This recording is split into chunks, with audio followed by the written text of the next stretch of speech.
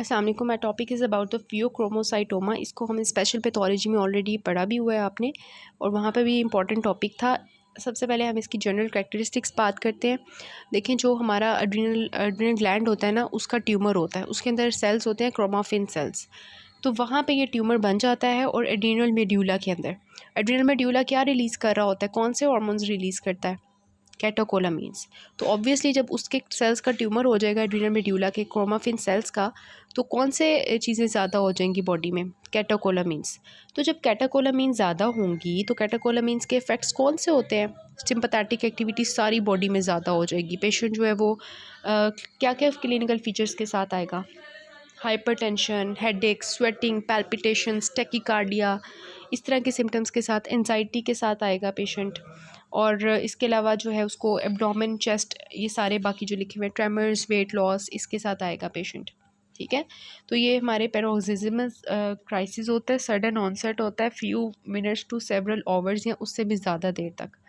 तो ये सब कुछ जो है ये इसका है कि phaeochromocytoma, it is actually phaeo means dark, chromo means colour, cyto means cell, and toma means tumour. ठीक है, तो एड्रीनल ग्लैंड जो आपको नज़र आ रहा है, इसमें एक्चुअली हमारे क्रोमाफिन सेल्स होते हैं।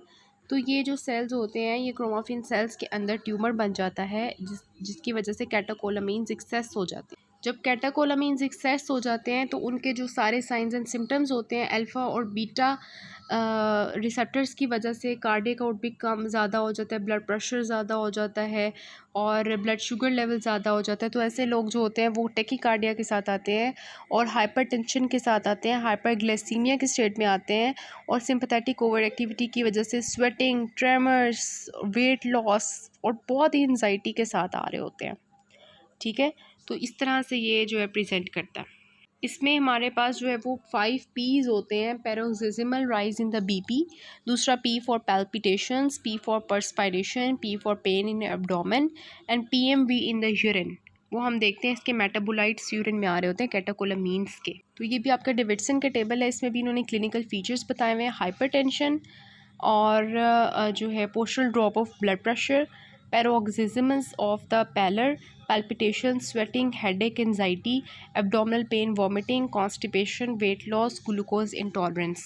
तो ये सब कुछ इसके क्लिनिकल फीचर्स में जो है वो आ रहा होता है। अब इसके बारे में जो इम्पॉर्टेंट आता है MCQs में, वो ये वाला है, रूल ऑफ 10, जो आपने स्पेशल पैथोलॉजी में पढ़ा होगा कि 10% जो है वो फीमेलियल केस होता है, 10% बायलेटरल होते हैं ये ट्यूमर्स। मीन्स ज़्यादातर जो 90% होते हैं ट्यूमर्स वो एक साइड के होते हैं, यूनिलेटरल होते हैं।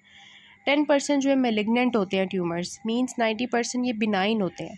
10% मल्टीपल होते हैं, मीन्स 90% ये सिंगल होते हैं, एक पॉइंट पे होते हैं, यूनिफोकल होते हैं। 10% ये चिल्ड्रन में होते हैं, मीन्स 90% ये एडल्ट्स में होते हैं। 10% ये एक्स्ट्रा एड्रीनल होते हैं, मीन्स 90% ये एड्रीनल ग्लैंड के अंदर होते हैं। ठीक है, और मोस्ट कॉमन साइट इसकी क्या होती है? जकर कंडल, जो एओटिक बाइफर्केशन पे होती है, वहाँ पे होती हैं। एक्स्ट्रा एड्रीनल कहाँ कहाँ हो सकते हैं? एब्डोमेन के अंदर, सीलियक आर्टरी के करीब, या सुपीरियर इंफीरियर मेजेंटेरिक गैंग्लियन के पास। ठीक है, और जो एक्स्ट्रा एड्रीनल होते हैं ये सारे के सारे जो हैं ये नॉरएपिनेफ्रिन रिलीज़ कर रहे होते हैं, जबकि जो फीमेलियल होते हैं 10% वो डोपामीन रिलीज़ कर रहे होते हैं। तो डोपामीन रिलीज़ होने की वजह से वो जो कैटेकोलामीन्स के सारे साइंस होंगे वो इन लोगों में नहीं आएंगे जो 10% फीमेलियल होते हैं। ठीक है, ये ऑटोसोमल डोमिनेंट होते हैं, मीन्स फीमेलियल मीन्स उनकी जीन्स के अंदर होता है, तो ऑटोसोमल डोमिनेंट ट्रेट होता है इनके अंदर। अकेले या फिर मैन टाइप जो मल्टी एंडोक्राइन न्यूप्लेसियाज होते हैं, जो हमने स्पेशल पैथोलॉजी में पढ़े थे, इसमें मल्टीपल ट्यूमर्स बॉडी में एक साथ बन जाते हैं, एंडोक्राइन ट्यूमर्स, उनकी बात की जा रही है कि MEN 2A और MEN 2B के साथ एसोसिएटेड होता है, वॉन हिप्पन-लैंडाउ डिजीज़ के साथ एसोसिएटेड होते हैं, और न्यूरोफाइब्रोमाटोसिस के साथ एसोसिएटेड होते हैं। ठीक है, फिर हम इसके डायग्नोसिस की बात करते हैं कि इसमें डायग्नोसिस में जो है वो क्या आता है। तो सबसे पहले हम करवाते होते हैं यूरिन लेवल। ठीक है, यूरिन के अंदर हम क्या चेक करवाते हैं? पेशेंट के जो कैटेकोलामीन्स के जो होते हैं ना मेटाबोलाइट्स, वो कैटेकोलामीन्स जब टूटते हैं ना तो उनके छोटे छोटे वो जो हिस्से निकलते हैं, हम कह सकते हैं लाइक मेटानेफ्रीन्स और विनाइल मेंडेलिक एसिड, इनको हम यूरिन में चेक करते हैं। ऑब्वियसली जिनके अंदर फियोक्रोमोसाइटोमा होगा उनके अंदर कैटेकोलामीन्स का ज़्यादा होगा लेवल, जिनके अंदर कैटेकोलामीन्स का लेवल ज़्यादा होगा उनके अंदर ये मेटाबोलाइट्स भी ज़्यादा होंगे उनके यूरिन के अंदर।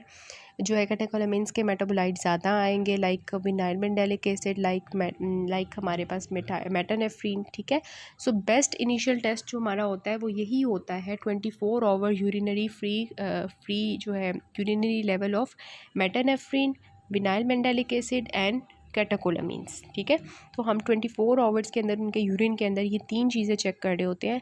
अगर हमें वो एलिवेटेड मिलती हैं, इट मीन्स के पेशेंट के अंदर कोई ट्यूमर चल रहा है कैटेकोलामिन्स का। ठीक है, उसके बाद हमारा यूरिन के बाद हम प्लाज्मा मेटानेफ्रीन्स भी चेक कर सकते हैं। हम सोच सकते हैं ना कि उनके प्लाज्मा के अंदर भी इनका लेवल ज़्यादा होगा, तो वो भी हम चेक करवा सकते हैं, लेकिन वो इतना अच्छा नहीं है टेस्ट। फिर यूरिन सीरम के अंदर एपिनेफ्रीन और नॉर एपिनेफ्रीन भी लेवल चेक करवा सकते हैं। ठीक है, इन शॉर्ट हमने कैटेकोलामीन्स और उसके मेटाबोलाइट्स को यूरिन और प्लाज्मा के अंदर चेक करना होता है। और बेस्ट इनिशियल टेस्ट कौन सा है? यूरिन लेवल, इन चीज़ों का। ओके, उसके बाद आता है ये हो गई हमारे 2 टेस्ट हो गए। तीसरा टेस्ट आता है यूरिन और प्लाज्मा के बाद, वी हैव द CT-MRI। ठीक है, CT-MRI जो है वो ट्यूमर की लोकलाइजेशन के लिए हम करते होते हैं कि ट्यूमर एड्रिनल ग्लैंड के किस हिस्से पे है, ताकि हम उसको निकालें बाहर। ठीक है, लेकिन अगर CT-MRI से हमें नहीं नज़र आता तो फिर MIBC करते हैं। MIBC मैंने यहाँ लिखा हुआ है, इसकी पूरी फॉर्म जो है वो यहाँ मैंने लिखी हुई है, मेटा आइडो बेंजो, ठीक है, बेंजोग्वानिडीन, ये वाला टेस्ट होता है। इससे फिर हम इसको कंफर्म करते हैं। ठीक है, तो ये हमारा हो गया इमेजिंग टेस्ट। इसके अलावा हम क्लोनिडीन का लेवल, क्लोनिडीन जो है ना बॉडी में देते हैं। अब क्लोनिडीन आपको पता है ये हाइपरटेंशन को कंट्रोल करती है। अगर एक नॉर्मल बंदे के अंदर हम क्लोनिडीन देंगे तो उसकी हाइपरटेंशन, उसका BP जो है वो ड्रॉप करेगा। ठीक है, लेकिन हम जब फियोक्रोमोसाइटोमा के लोगों में क्लोनिडीन देते हैं तो उनका जो कैटेकोलामीन्स का लेवल होता है वो कम नहीं होता, क्योंकि वहाँ पे एक ट्यूमर बना हुआ है। सो क्लोनिडीन सप्रेशन टेस्ट पे हमें जो है वो इट शुड सप्रेस एपिनेफ्रीन, अगर नहीं करता इट मीन्स फियोक्रोमोसाइटोमा है। सिंपल सी बात है। उसके बाद वी हैव द इसके अलावा जो टेस्ट यहाँ पे लिखा हुआ है सीरम क्रोमोग्रेनिन A लेवल, ये ट्यूमर मार्कर होता है। किसी भी ट्यूमर मार्कर होता है ना किसी भी ट्यूमर का, तो यहाँ पे जो फियोक्रोमोसाइटोमा का है that is chromogranin, serum chromogranin. तो कौन कौन से टेस्ट हो गए? Urine and plasma, catecholamines, metanephrine, vinyl mandelic acid, इसके अलावा CT-MRI, MIBC स्कैन, इसके अलावा क्लोनिडीन सप्रेशन टेस्ट। ठीक हो गया, तो ये सारे हमारे जो हैं वो टेस्ट हैं। इसके अलावा जो है वो आप कहते हैं कि must not smoke 4 hours before test as smoking increase the metanephrines. ठीक है, स्मोकिंग करने से मेटानेफ्रीन्स का लेवल ज़्यादा हो जाता है। इस वजह से इन लोगों को हमने कहना है कि 4 घंटे पहले तक आपने जो है वो स्मोकिंग नहीं करनी टेस्ट परफॉर्म करने से पहले, क्योंकि उससे टेस्ट जो है वो नेगेटिव आ सकता है, मतलब टेस्ट जो है वो फॉल्स पॉजिटिव आ सकता है। ठीक हो गया। उसके बाद इसका ट्रीटमेंट की अगर हम बात करें तो ऑब्वियसली कोई ट्यूमर है तो हम क्या करेंगे, उसके लिए हम क्या क्या करते होते हैं, या तो सर्जिकली उसको रिमूव कर देते हैं, या रेडियोथेरेपी करते हैं, या कीमोथेरेपी करते हैं। तो इस केस में हम सर्जिकल ट्यूमर रिसेक्शन कर देंगे। और अगर हम सर्जरी नहीं करते तो मेडिकल ट्रीटमेंट कौन सी होगी? जो अल्फ़ा और बीटा रिसेप्टर्स हैं उनको हम ब्लॉक कर दें। ठीक है, तो अल्फ़ा ब्लॉकेड ड्रग्स हम देते हैं जिसमें we have the phenoxybenzamine and phentolamine. ठीक है, और बीटा ब्लॉकर ड्रग्स देते हैं in which we have different, like propanol दे सकते हैं, प्रोपेनोलोल, इसके अलावा लेबिटोलोल दे सकते हैं। ठीक है, लेकिन बात ये याद रखनी है कि अल्फ़ा ब्लॉकेट जो होती है ये हम सर्जरी से पहले 10 से 14 दिन पहले देते हैं, और ये हम बीटा ब्लॉकर से पहले देते हैं। ठीक है, क्योंकि बीटा ब्लॉकर जो होता है अगर वो हम पहले दे दें और अल्फ़ा ब्लॉकर ना दें तो उसकी वजह से फिर जो है कार्डिक स्टिमुलेशन ज़्यादा हो सकती है, तो बीटा ब्लॉकर को बाद में देना होता है, अल्फ़ा ब्लॉकेट को पहले देना होता है। ठीक है, तो अल्फ़ा ब्लॉकर दे के 10 to 14 डेज़ बिफोर सर्जरी फिर हम बीटा ब्लॉकर देंगे 2 to 3 डेज़ बिफोर सर्जरी। फिर हम सर्जरी करेंगे, उस ट्यूमर को रिमूव कर देंगे। अल्फ़ा ब्लॉकेट क्या करेगा? अल्फ़ा ब्लॉकर ड्रग्स BP को कंट्रोल करेगा, और बीटा ब्लॉकेट ड्रग्स क्या करेंगे? टैकीकार्डिया को कंट्रोल करेंगे। अगर बहुत छोटे से ट्यूमर्स हैं, स्मॉल टू मीडियम है, तो फिर हम लेप्रोस्कोपिक एड्रेनलेक्टमी कर देते हैं। ठीक है, लेप्रोस्कोप के थ्रू कर देते हैं। ठीक हो गया, तो ये हमारा टॉपिक था। इसके अलावा DDs आपने ये मैंने यहाँ लिखे हुए हैं फियोक्रोमोसाइटोमा के, ये आपने एक दफ़ा देख लेने हैं। और इसके अलावा जो है यहाँ पे पैथोलॉजी थोड़ी मैंने यहाँ लिखी हुई थी एडल्ट्स के अंदर और चिल्ड्रन के अंदर जो इसकी होती है परसेंटेजेस। सो ये VHL के साथ एसोसिएटेड होता है। फियोक्रोमोसाइटोमा एड्रीनल ग्लैंड्स के ट्यूमर के साथ साथ CNS के ट्यूमर्स होते हैं, किडनीज़ के होते हैं, पैंक्रियास के होते हैं, उसको हम ओवरऑल कहते हैं। और मैन 2A और मैन 2B में देखें कि फियोक्रोमोसाइटोमा कॉमन है और मेडुलरी थायराइड कार्सिनोमा कॉमन है, जबकि जो मैन 1 है उसमें तीनों P होते हैं, पिट्यूटरी, पैराथायरॉयड और पैंक्रियाटिक ट्यूमर्स। और जो मैन 2A होते हैं उनमें भी पैराथायरॉयड होते हैं, और मैन 2B जो होते हैं उनमें we have the neuronal tumours भी होते हैं। ठीक है। सो ओवरऑल हम देखें तो फियोक्रोमोसाइटोमा जो है वो मैन 2A और मैन 2B में आ रहा होता है। तो ये वाला जो 9th वाला क्वेश्चन है इसको देखें कि 25 ईयर ओल्ड मैन है, इल मैन है, और उसको headache, nervousness, palpitation, sweating, apprehension, ये सारे सिंपैथेटिक नर्वस सिस्टम के साइंस आ रहे हैं। ब्लड प्रेशर भी उसका देखें कितना ज़्यादा हुआ है। तो अब हमने जो है उसका डायग्नोसिस करना है, तो दैट विल बी फियोक्रोमोसाइटोमा।